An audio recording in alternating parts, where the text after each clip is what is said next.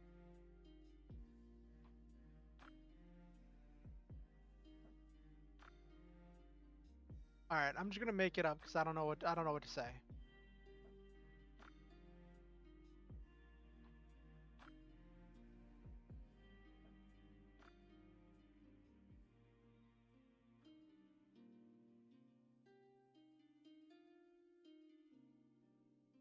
All right, they're coming up behind them, so it's going to be.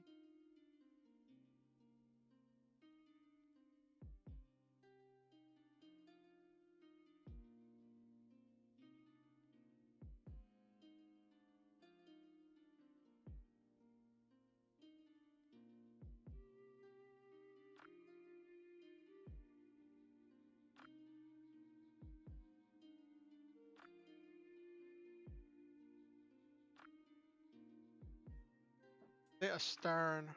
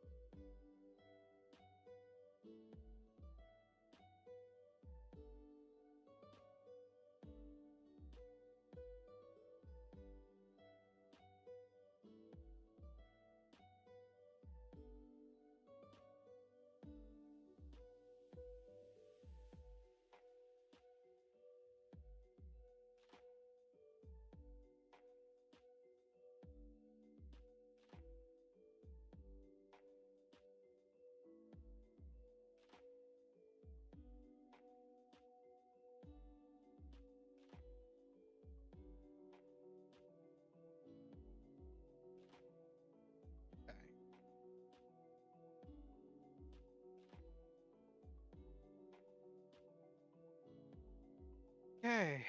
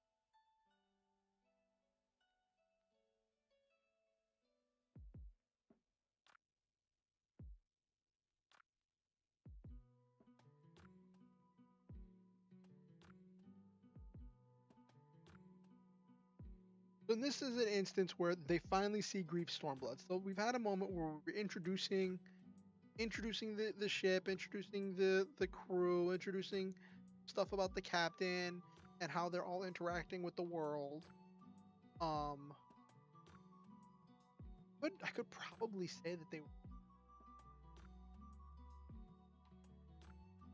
yeah, that would be some good world building stuff.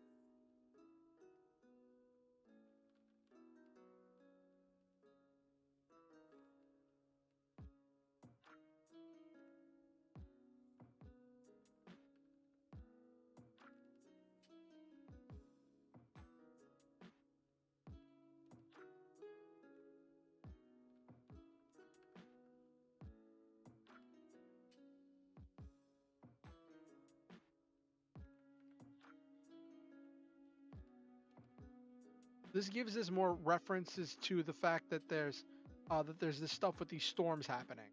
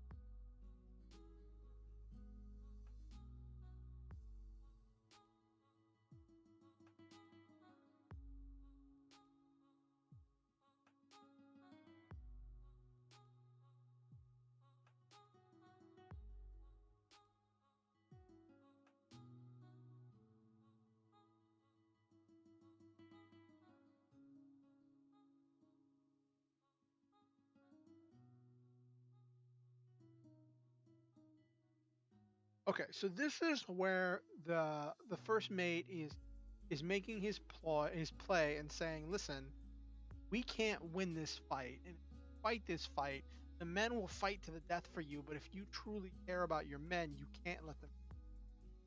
Trying to express this idea that there's this responsibility that the captain carries, where he's responsible for his men, and his responsibility should be to his men first before anything else. And that's what he's trying to appeal to, is that sense of duty.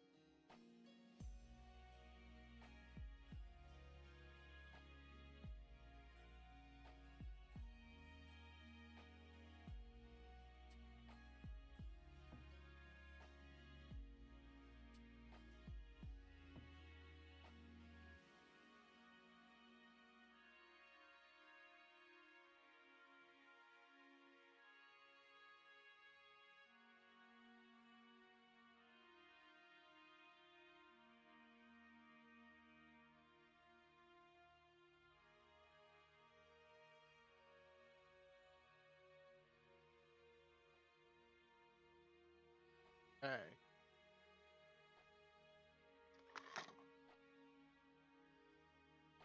All right.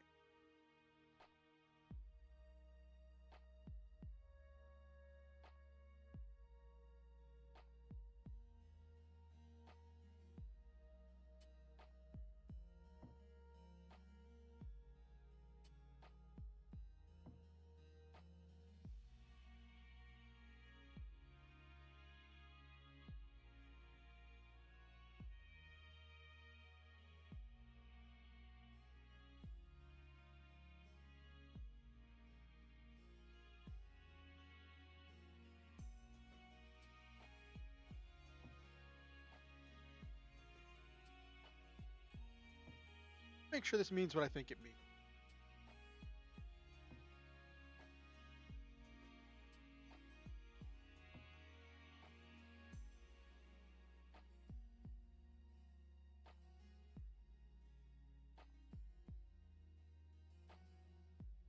Okay, yeah. Feeling or showing anger or annoyance at what is perceived as unfair treatment. I'd say that that works.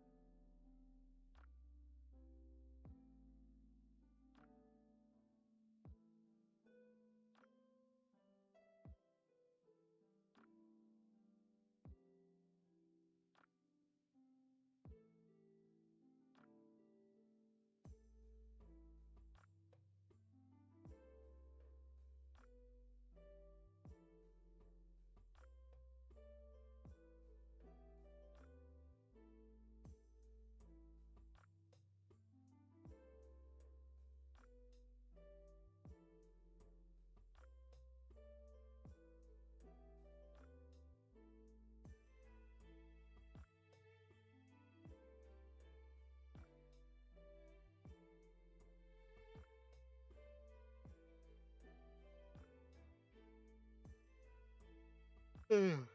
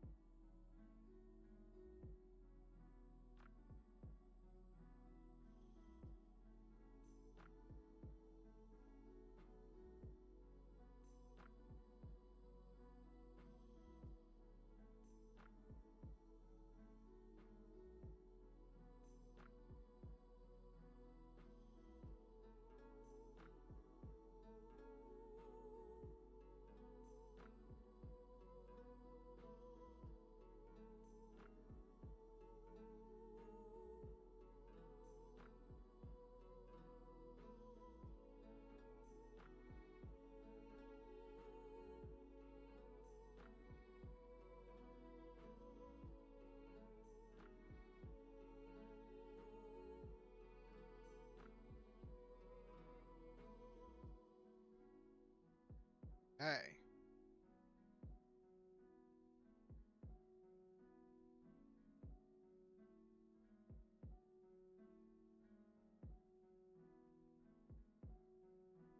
Ugh.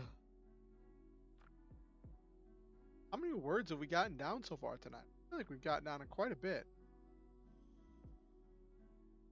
At least like 500.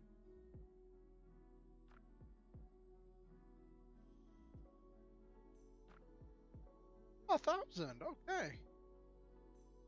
Hey, we still got another like 30, 40 minutes left. Great. We're making great time.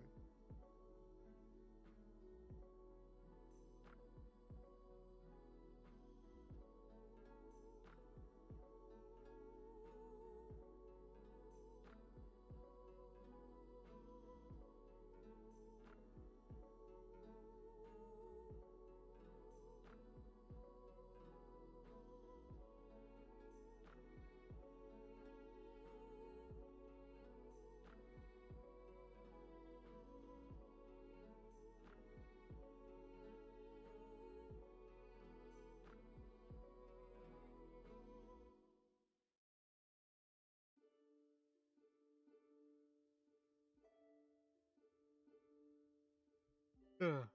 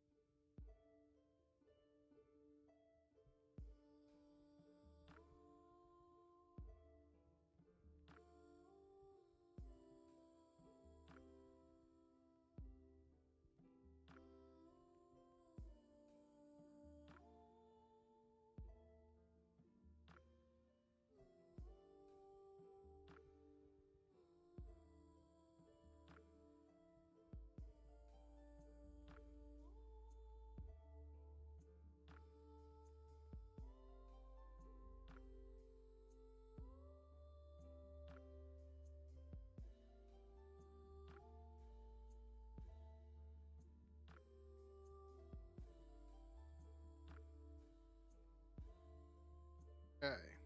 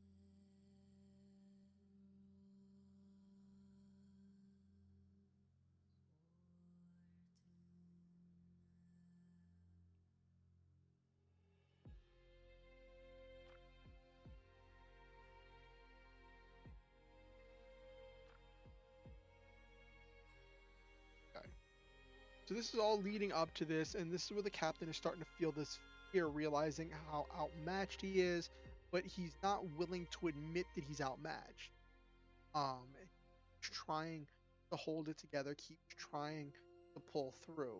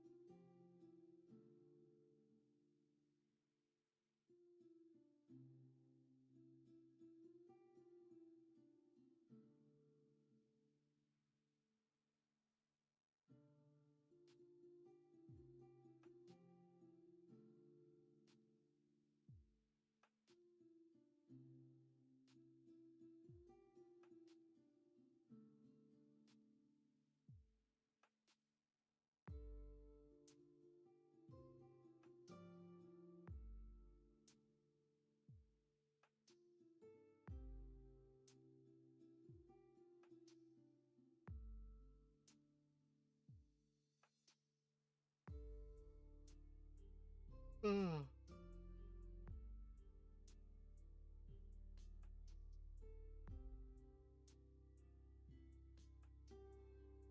Okay. How many words? I've spent so many words on this build up, and now we're finally introducing this thread and this build up.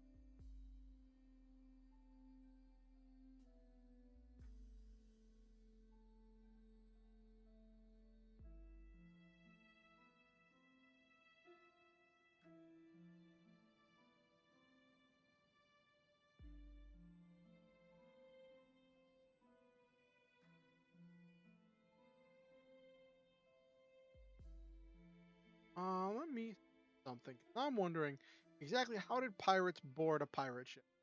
Hatch on.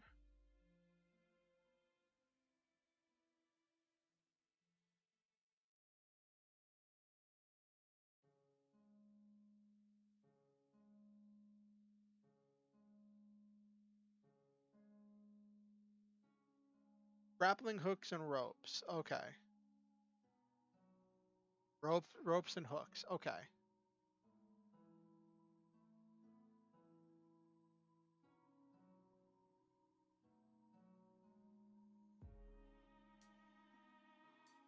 Come close and jump from one side to the other. Okay.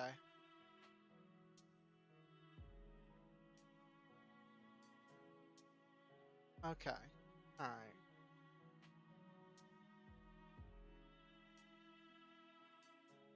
Learning as we go.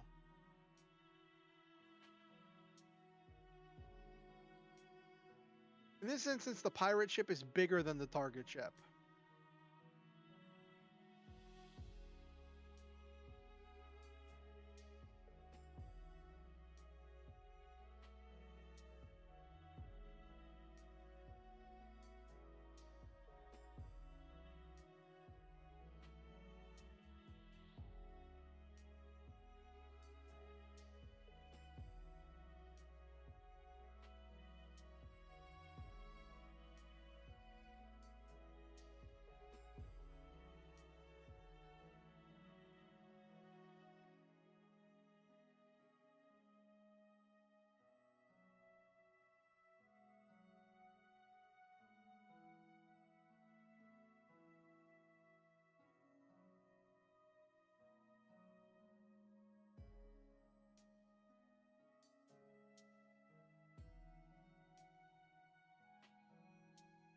Real well, One Piece.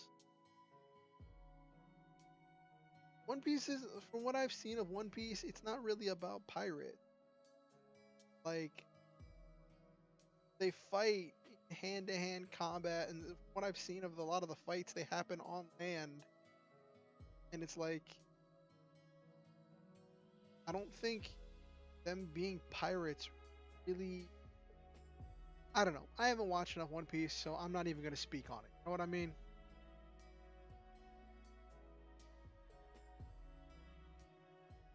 Like I'm not saying One Piece is a bad show.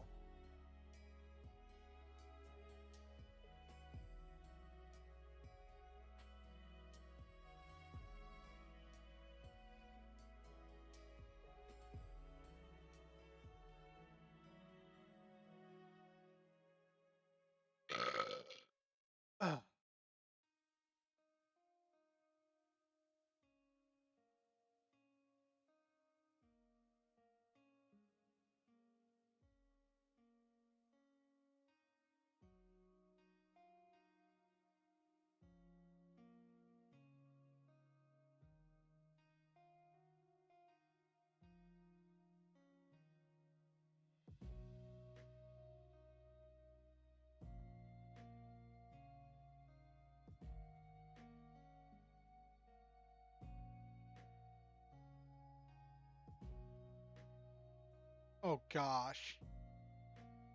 Would I be a part of a burp compilation, Nabiru? Was that a good burp?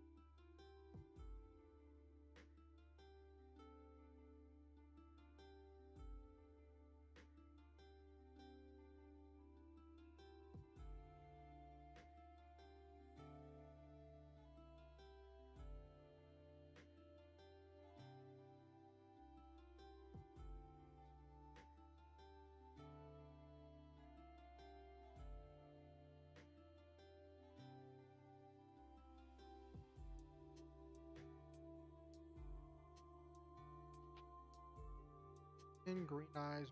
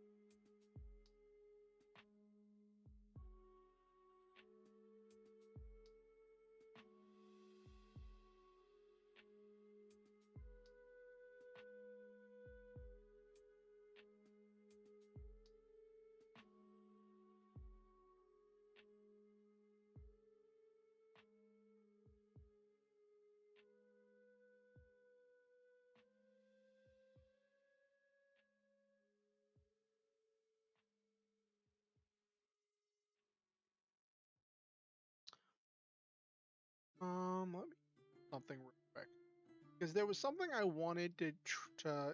There was something I really liked that I did in the original that I wanted to do here. Give me 1 second.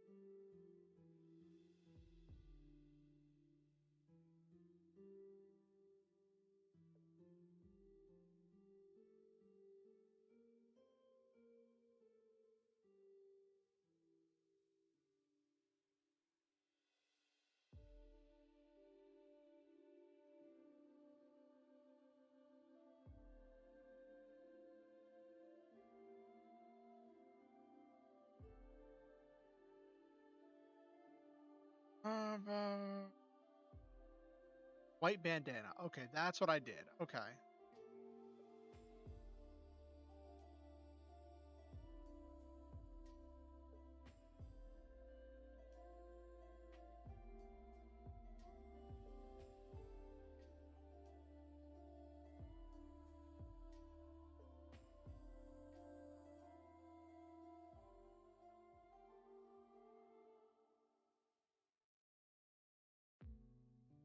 Okay. All right, cool.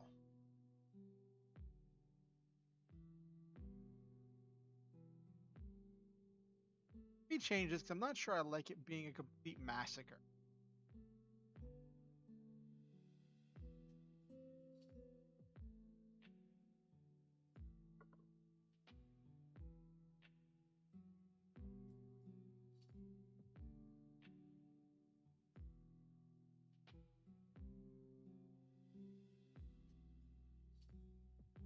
Okay.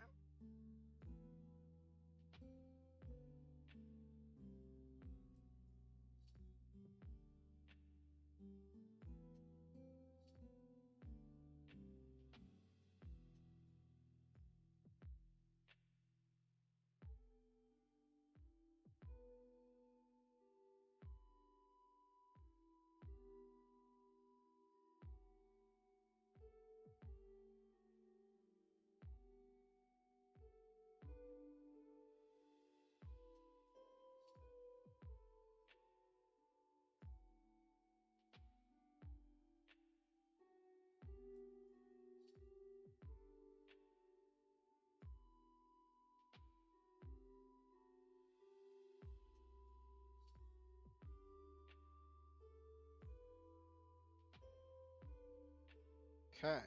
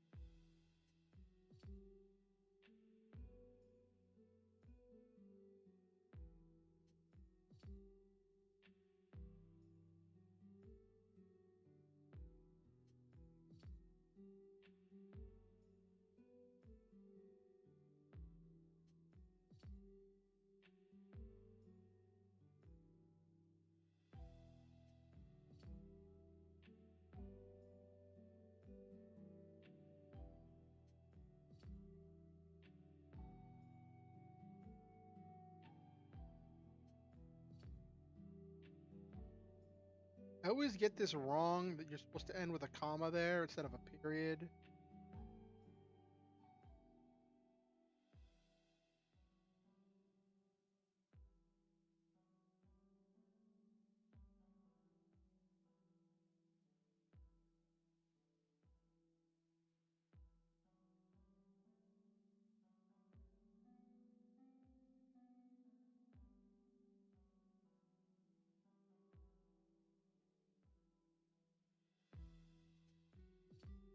How do you spell neck? That's the word I'm looking.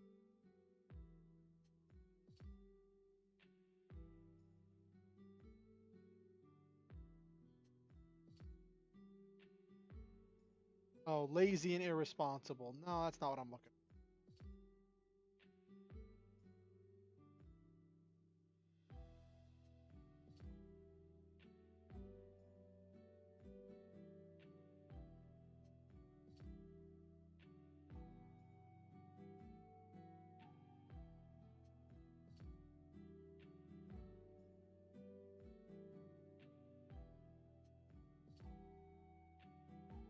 Ruffian. That's the word I'm looking for.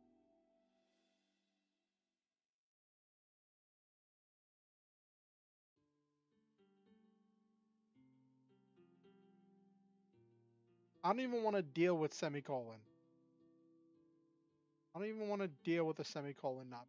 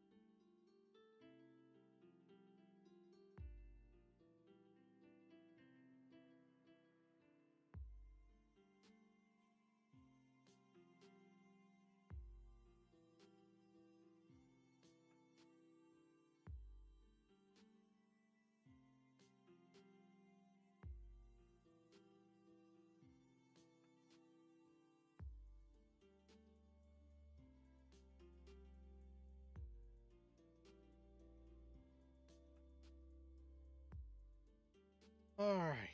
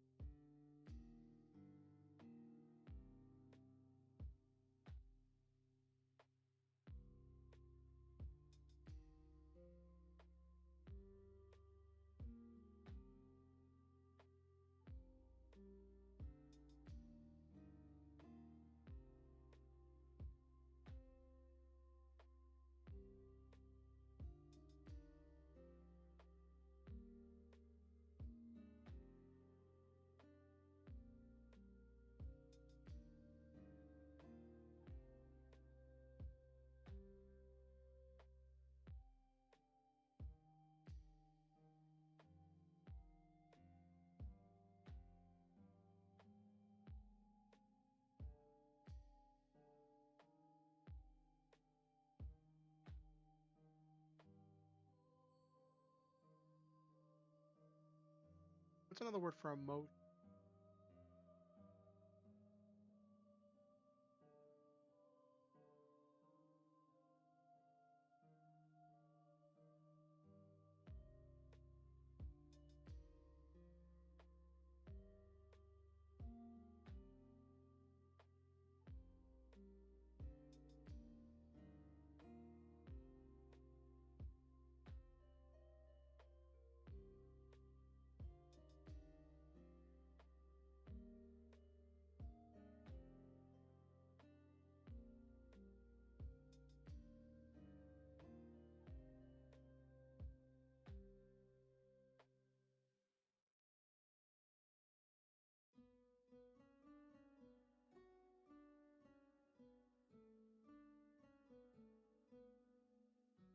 Okay.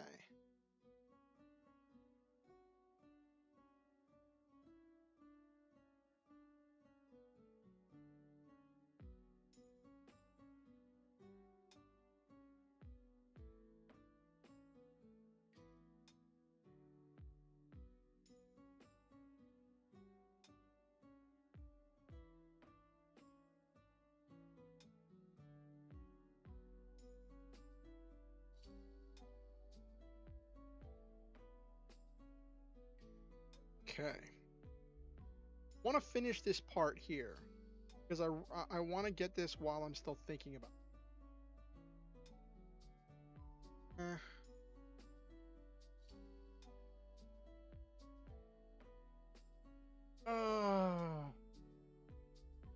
Get a lot of words down tonight.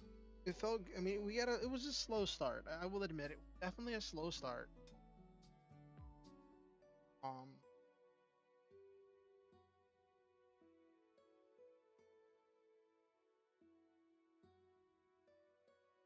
let's see, how many words did we get?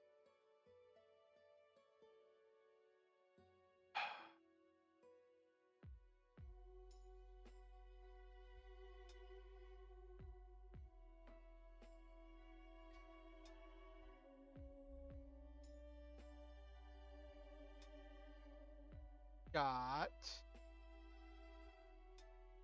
almost 1,700 words. All right.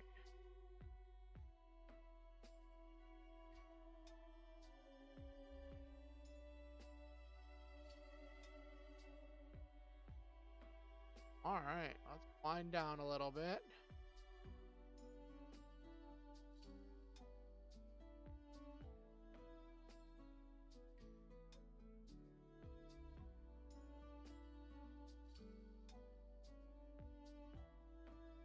Yeah, it was pretty good. If I could do this more consistently, um, yeah, if I could do this more consistently, I think I'd be better off.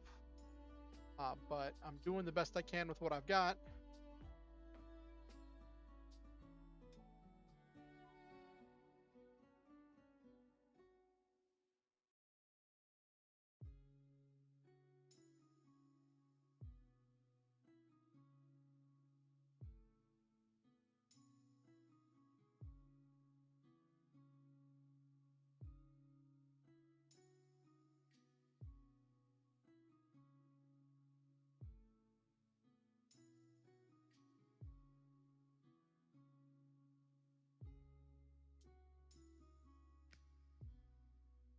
All right.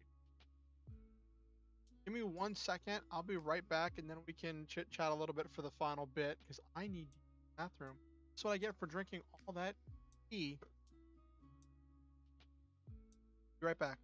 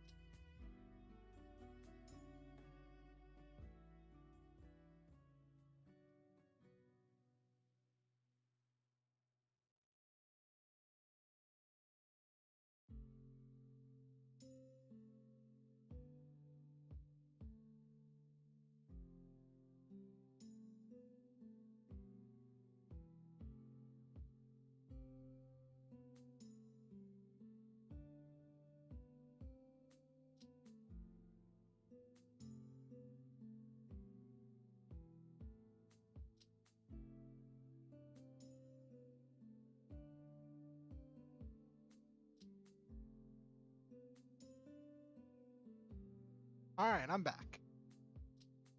Ooh, so what are you looking forward to this week, Nabiru?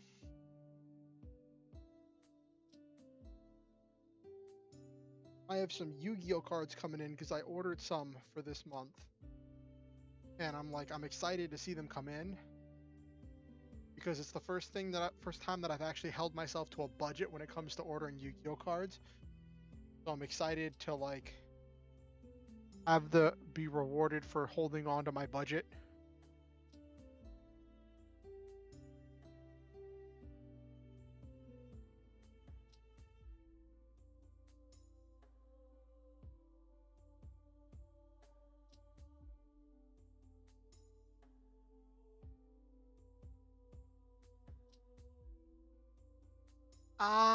I haven't really dealt a whole lot. I'm still like I have the most fun with Yu-Gi-Oh with my Machina deck.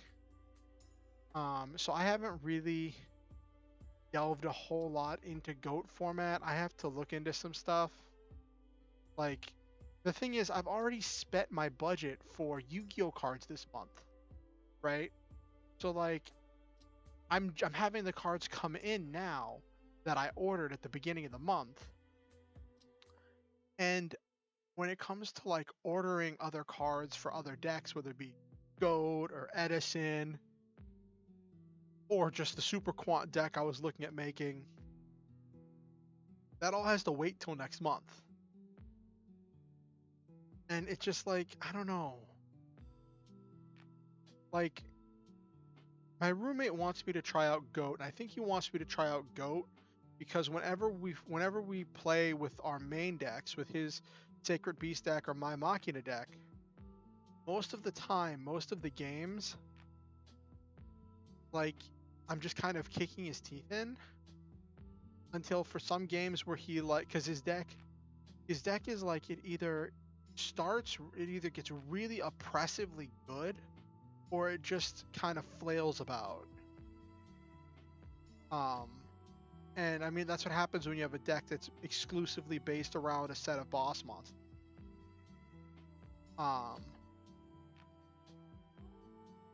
So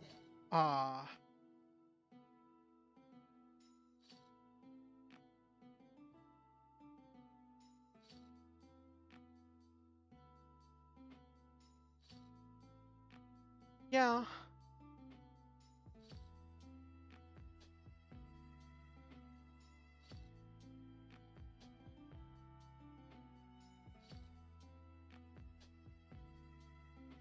Yeah, they can be. The thing is, I don't think he remembers some of the effects. Like he always forgets to gain the token for Raviel.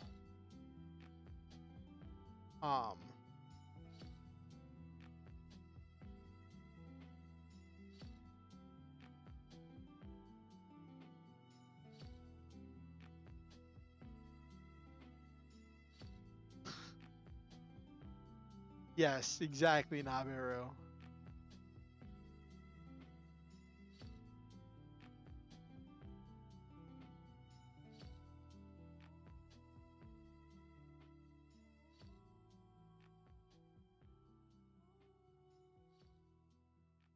Yes, just the effects they use, exactly.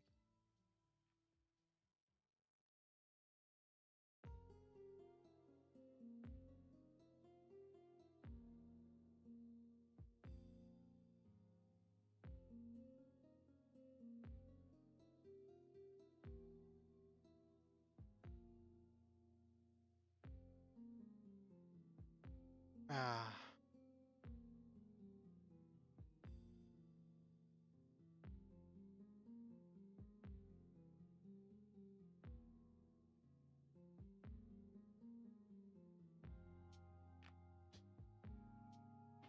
So, oh, you got new seasons of anime, really?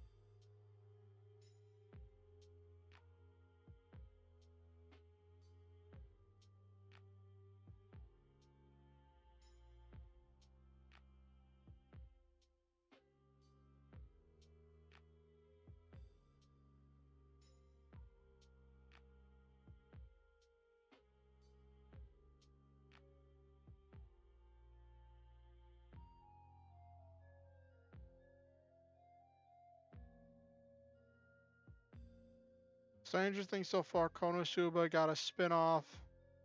Yeah, didn't it get something where like it talks about Megumin's childhood or something? And like why when Megumin first learned explosion magic and why she's obsessed with it?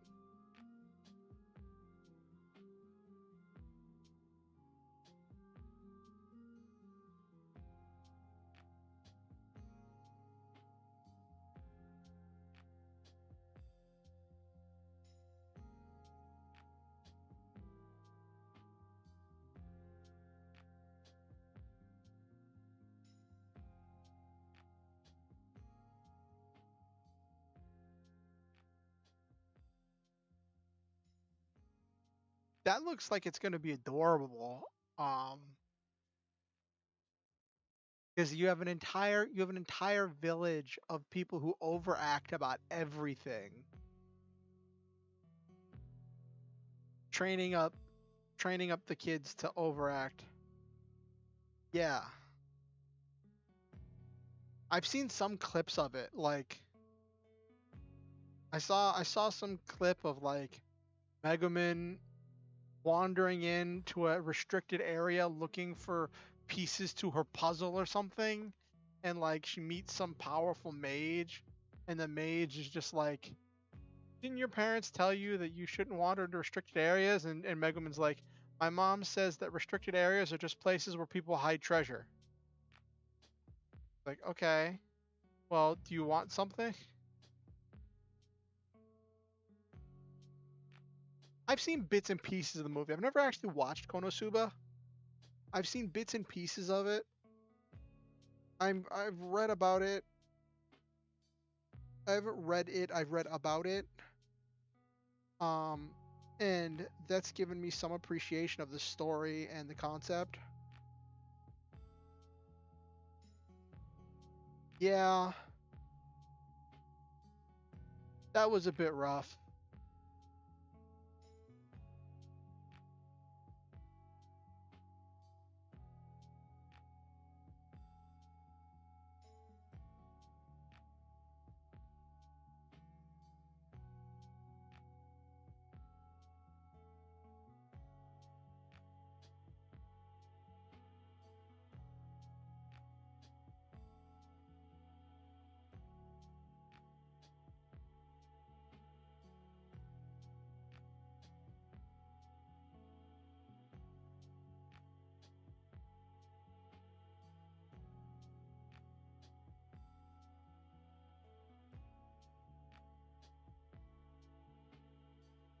Oh, really? What isekais are you waiting for?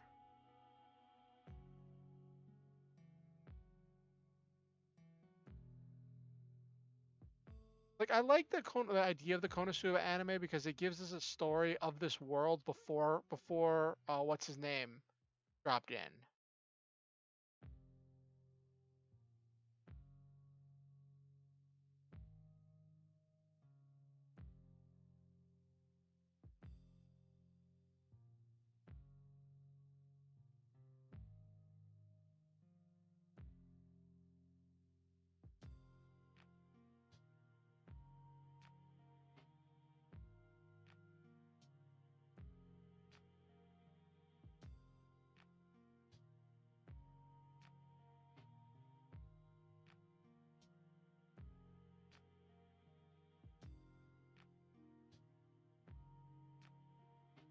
Smartphone 2, Kuma Punch, Aristocrats, Otherworldly Adventure.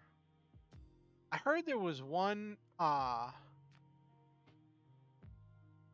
anime that came out that just it sounded so there was one anime I watched the first episode of because I heard about it.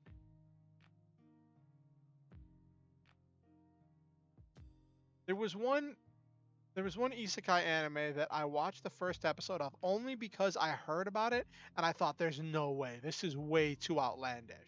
And I just had to see it for myself, right? Um I think it's like Kamikatsu, working for God in a godless world.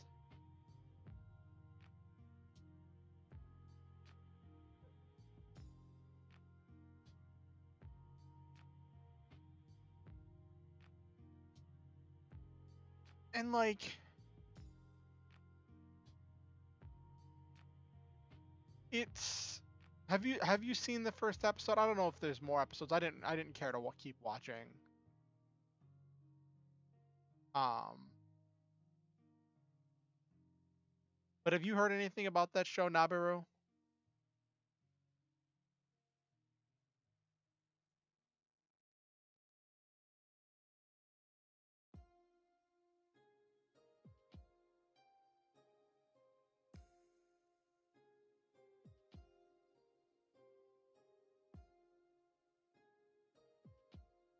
I think it's called Kamika.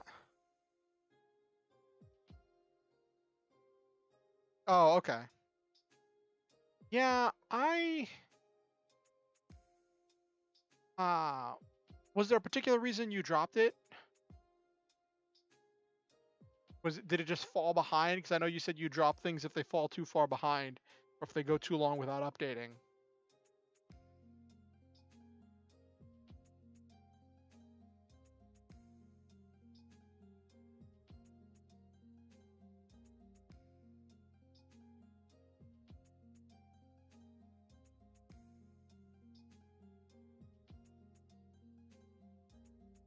Yeah, so basic premise. Um, oh, good night, Silva. Thanks for coming to the stream. It was great having you. So Nabaru, basic premise. Um, main character is the son of a cult leader. The cult leader worships this god, Mai Tama or something. And the main character has had terrible luck his entire life. Everything he's ever done has always just gone terribly his entire life. Um, he's he's just, and he when he finally thought things were going to start getting better, they just got worse. Um, and like when he thought when he thought he was finally going to get to I can't remember if it was high school or college, and that things were going to get better, um, he got kidnapped by the followers of his father's cult, and his father told him of this ritual, put this necklace around his neck that was like had the charm of their god, and was like, you will now go through the great trial. And they had him strapped in this big barrel that was like weighted down. They're like, we're gonna throw this barrel in the river, and our god Maitama or whatever is going to save you, and then you'll know and believe in our god, and you'll be ready to step up as the new leader of the cult. Um, and then they throw him in the river, and then he dies. And as he's dying, he wishes and says, if I could wish for anything, I would wish that I could live in a world with no gods and no religion, um, where I wouldn't be the plaything of gods, and I could just live my life.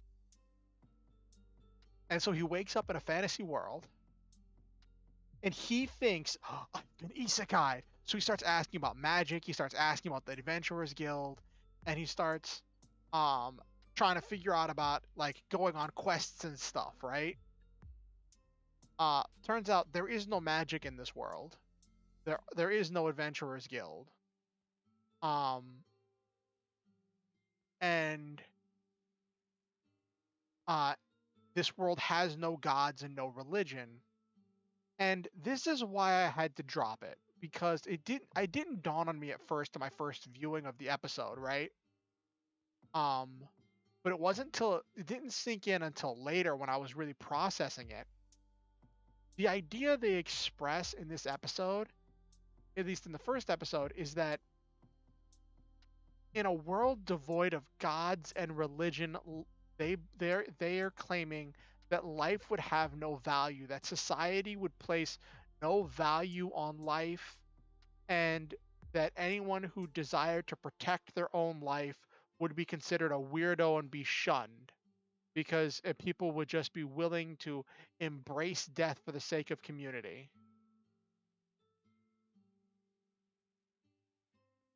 Um, and like there's this kingdom that just like orders people to unalive themselves.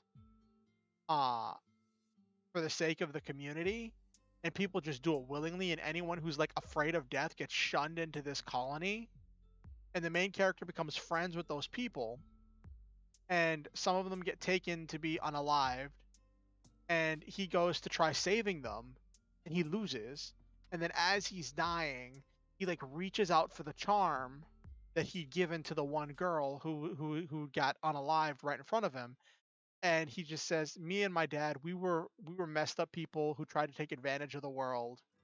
We don't deserve to be saved, but these people are good and honest and innocent people. They deserve to be saved. If you're a real God, then come down and save these people."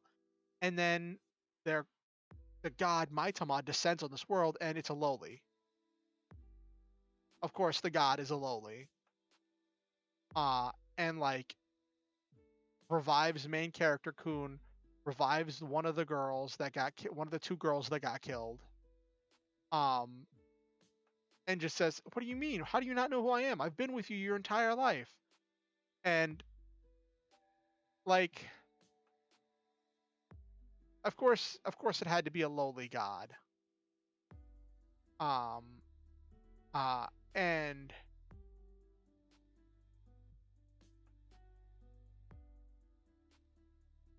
yeah, but what bugs me is this implication that a world without God would have no value on life. Like, as if religion is the only reason to have value for life. I don't like that implication, and I just didn't really feel like maybe they would have some more nuance to it, maybe they would explain more about it. Um but self having self-preservation and desiring to protect your life is a natural thing that I believe uh, to a certain extent all beings possess. Um, so I just didn't feel like giving it that much attention. Like I made a joke about it on Twitter that like it could have been better if when he called down the god a giant robot had appeared.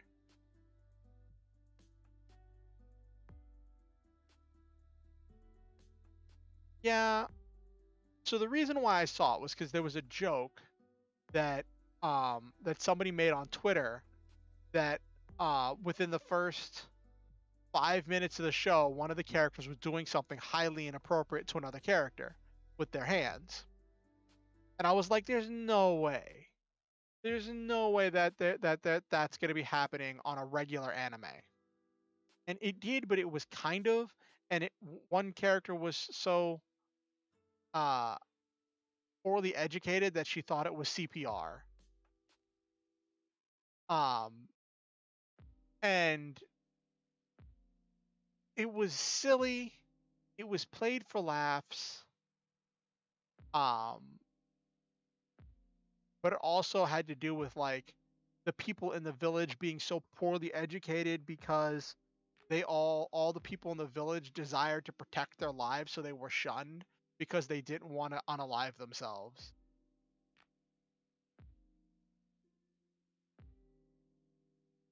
And I was like, you know what, I have enough issues with faith and religion. I don't need a show that's claiming that without religion uh life would be meaningless, you know.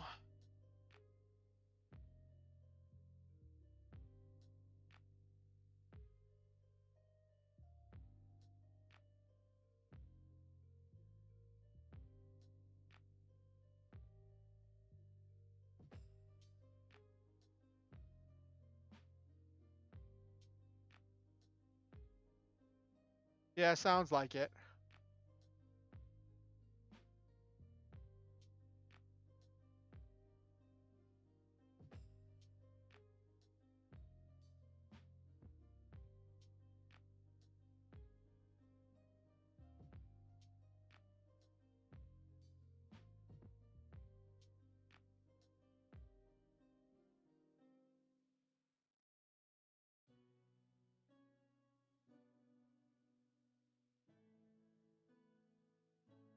Yeah. Never underestimate anime.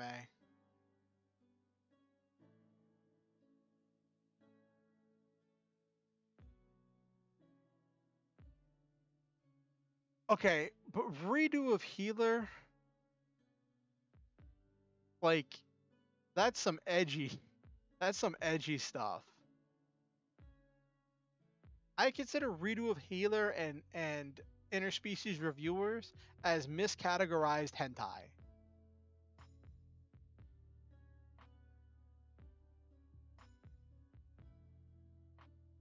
That's how I consider those two.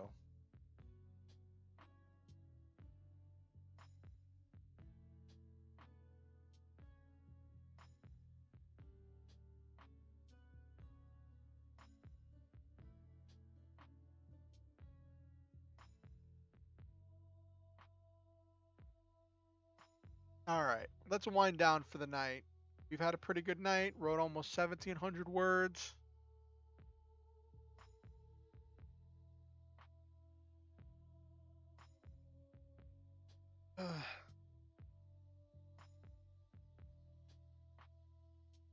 I don't want to know about him, Naberu.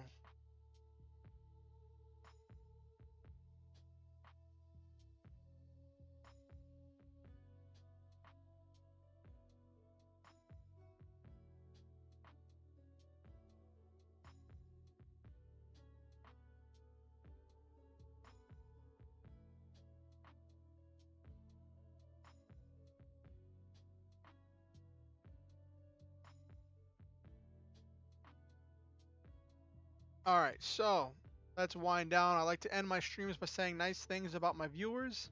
So to Silva, to Naberu, to Tribar, to anyone else who watched the stream and didn't say anything, and stayed and lurked in the background, to anyone who watches this VOD later and afterwards, I want to say that I love all of you. And I believe in each and every one of you. I think that you all are wonderful and truly important, special, and unique. I believe that each and every one of you makes this world a better place by being in it. I'm grateful every day to live in a world with you in it. Thank you for giving me your time, your attention, and your energy. Thank you for being a member of this community and helping to support each other as we all work towards our dreams together. Always remember the Star Hunter motto: shoot for the stars, have wonderful adventures, live your dreams, and always stop to enjoy the meme. Um, I ask that you like the stream, it helps uh, the algorithm with pushing it out to other people. Also, if you want to keep up with what I'm doing on YouTube, you can subscribe if you're not currently subscribed and ding the notification bell. Check and see if you're subscribed. It's been unsubscribing people sometimes, and I don't know why it does that, but it just does. So check to see if you're subscribed. Um, if you want to keep up with what I'm doing outside of YouTube, you can follow me on Twitter or join my Discord. Links to both of those are down in the description below. Um, and also, always remember, you're never required to donate money to be a member of this community. You're never required to uh, give me anything just to be here. You are welcome to give your time, your energy, and your attention as payment enough. With that said, if you ever feel motivated to donate to improve the stream, to improve my life, to help with anything, there are links where you can do that down in the description below. And I thank you for that if you ever do that. Have yourselves a wonderful night, everybody. Um, Next stream is going to be Friday. Probably going to do more Armored Core stuff. There's still some Armored Core 3 stuff to do before we move on to Silent Line. So we're going to be doing some Armored Core 3 stuff probably. Unless something comes up, well, you never know. It'll be a long week. Who knows what'll pop up to me by the time we get there. Could have a new bug in my brain working on something new. But with that said, have a good night, everybody, and thank you for coming.